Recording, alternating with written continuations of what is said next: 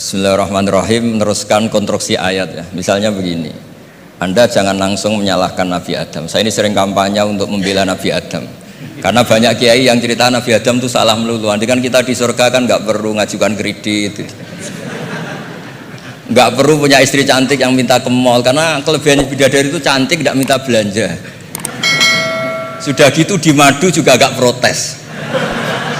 Tapi kalau di dunia itu sudah minta belanja, di madu protes. Nah, jadi tapi kenapa Nabi Adam akhirnya keluar dari surga dan kita menyalahkan hanya demi kepentingan supaya tadi punya istri cantik, tidak minta uang apa belanja dan boleh dipoligami mau maksudnya. Di konstruksi ayat itu tidak ditampakkan, tapi semua ahli tafsir tahu. Misalnya fadallahuma bihurur, setan menipu Adam dan Hawa dengan curang. Hurur itu nipu. Jadi kalau ngaji nipu itu mulai dulu itu ya gurunya setan itu. Jadi Nabi Adam itu di surga dengan penuh limpahan anugerah. Buah apa saja ada, makanan apa saja ada, enggak bayar. Tempat mewah leg juga enggak bayar. Kalau Anda di hotel leg sedikit aja bayarnya minta ampun. Akhirnya setan itu pura-pura nangis terseduh-seduh. Akhirnya Nabi Adam menghampiri. Kenapa kamu nangis? Saya ini iba sama kamu, kasihan. Nikmat begini nikmat, pada akhirnya Anda ini mati karena Anda manusia, pasti mati. Kasihan sudah senikmat ini kemudian Anda mati. Pura-pura nangis, jadi lama ya nangis, acting itu. Akhirnya Nabi Adam tanya, lalu solusinya gimana?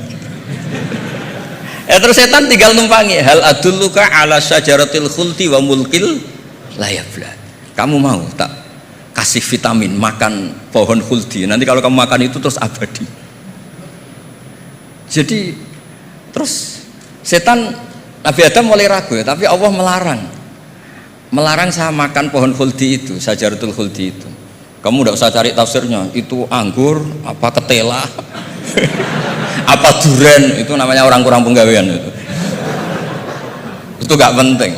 Ketika Allah tidak menjelaskan detail itu berarti detailnya itu tidak penting. Kamu sok penting nyari itu apa ya?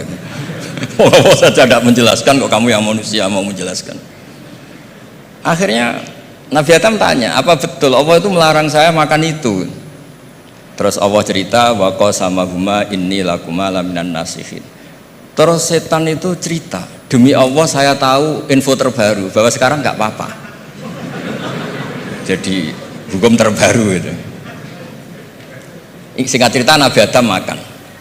Ketika makan berarti setan salah karena menipu Nabi Adam, Adam salah karena makan pohon khuldi tadi.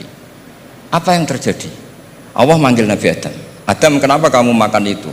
Bukankah pohon-pohon yang lain, buah-buah yang lain itu cukup? Kenapa kamu makan yang saya larang itu? Terus jawab Nabi Adam ini yang unik, yang kita harus bela Nabi Adam ila yaumil qiyamah. Wa izzatika ya Rabbi ma adzunnu anna ahadan yahlifu bika kadiban. Demi kehormatanmu ya Allah, ketika engkau disebut oleh setan, saya tidak pernah mengira ada orang berani mencatut nama engkau kemudian dia bohong. Ketika engkau disebut ya Allah, saya tidak pernah ngira ada orang mencatut nama engkau kemudian dia bohong. Sehingga Allah itu haru sama Nabi Adam. Makanya Nabi Adam itu diusir. Ini meneruskan ayat yang dibaca Mas Majid tadi. Diusir tapi disangoni. Dam, secara prosedur hukum kamu harus saya usir karena kamu melanggar. Tapi tak sangoni, lucu kan? Tak sangoni. Kamu baca ini ya. jadi unik.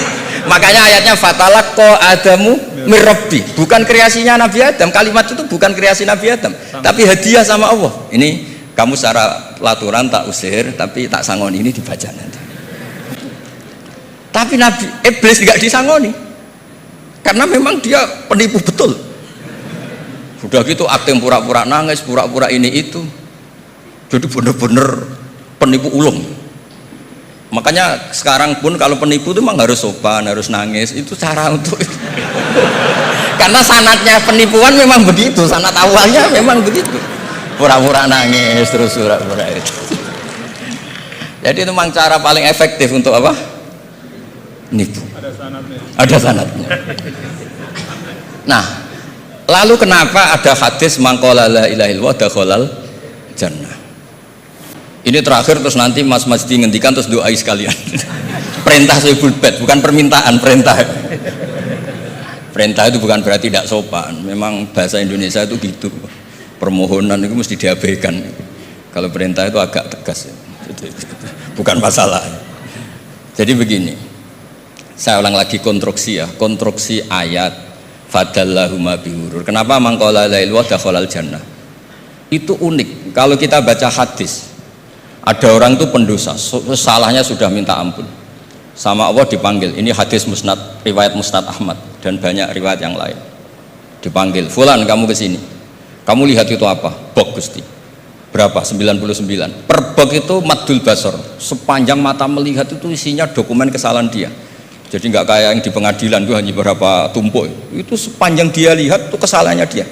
Sepanjang dia melihat. Sudah gitu jumlahnya 99. Ya dia putus asa, dia akan masuk surga. Kemudian sama Allah, sudah kamu tenang saja. Diambilkan bok kecil, kecil sekali, paling sak bok jam tangannya. Dah, innaka lan tuzlamal yaum, kamu tidak akan terdolimi. Kenapa Gusti? Ini kamu punya kebaikan ini kecil sekali. Ya apa efeknya Gusti? Kan nggak ngefek kesalahan seperti itu. Kemudian bandingannya hanya kebaikan sekecil itu.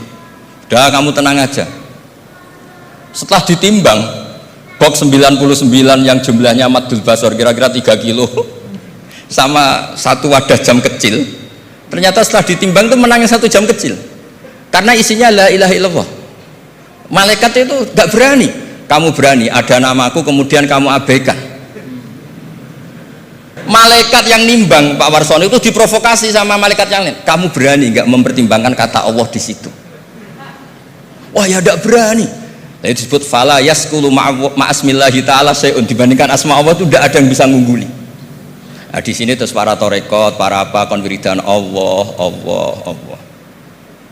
Tapi karena kita ini sekarang sudah tidak ngaji malah tanya, gunanya apa sih muni Allah, Allah? Lu nyebut pangerane orang-orang gunanya. Oh ini sedang nyebut Tuhannya, kok kamu tanya gunanya apa? Kamu tak kasih uang aja tidak pernah tanya gunanya uang ini apa? Pas dijak wiridan tanya gunanya apa sih? Oh dasar orang aneh. jadi logis. Lah Nabi Adam juga sama, ketika disebut asma Allah itu nggak mikir yang lain, apa setan itu penipu apa enggak, sudah grogi yang manggil Allah langsung. Nah makanya saya mohon, kenapa kita memahami mangkana akhiru kalamihi Allah la ilaha illallah dakhalal jannah, karena dengan itu malaikat gak berani macam-macam. Jadi nanti kalau anda ketemu malaikat tukang hisab, ayo silahkan abaikan nama Allah. Kalau kamu berani berarti tidak malaikatnya Allah. Masa namanya Allah gak dipertimbangkan, apalagi ini asmane Allah. Nah, makanya Nabi ngendikan fato satis sijilat wasakula ismuwah. Kemudian bok kesalahan tadi jomplang kalah, kemudian yang menang hanya asmanya Allah Subhanahu wa ta'ala. Makanya terus disebut, sudah Nabi ketika tanya amal apa paling baik ya Rasulullah, gini dzikrullah fisirri wal alan, gini-gini, dan kamu mati dan kamu hidup walisanu katordun, kamu harus selalu ingat Allah ta'ala. Nah kalau sampean tanya kenapa itu menjadi penting, karena tadi malaikat tidak akan memperbandingkan Allah dengan yang lainnya. Makanya ketika ulama-ulama sufi, kalau kamu habis salah istighfar, nanti di sohifah kamu akan ditulis habis salah, salah. Terus di belakang ditulis, tapi setelah itu dia bilang astagfirullahaladzim. Nanti malaikat tinggal aja kamu teror, kamu mempertimbangkan Allah apa yang itu. Ini tak ajarin, kalau tepak ya kamu didengar, kalau tidak malah digebuki, tidak tahu saya. Tapi itu ijazah resmi ini hari ini, hadisnya akurat. Ijazah. Nggih ngoten mawon, kok nak kesuwen kepinteran nyanyi kula. Assalamualaikum warahmatullahi wabarakatuh.